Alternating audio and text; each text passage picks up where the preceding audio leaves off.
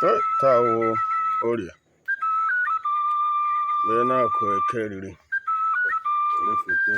1st of February 2026. Anyị Kenana kene Enugu kene ikuku kene anyanwụ na ha ọma nke unu mere anyị ihe ewe ọfọ na akụ chi na ọfọ ọ na-achụ ụmụ ezumezu niile nọ n'ụwa ya dịrị unu na mma site n'aka ọfọ ọnwa Febụwarị ga-eketara anyị ndụ eketara anyị akụ eketara anyị ụba eketara anyị ahụ isi ike ọfọ niile anyị ga-akụ n'ọnwa Febụwarị anyị aga n'ọfọ ndị iche anyị akpọkụ unu na-achị ndụ dịrị anyị akụ dịrị anyị ma anyị ma ezinụlọ anyị ka anyị kụrụ ukwu na orere gasị ya gazie ezumezu ezumezu ezumezu ezumezu.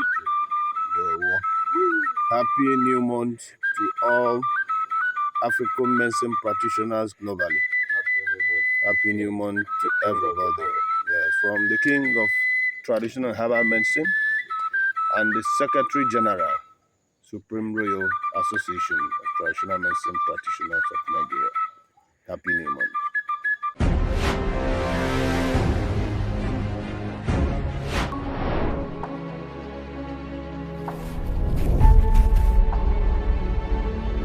Eze-Ikemba 1 TV, redefining African culture and the spirit.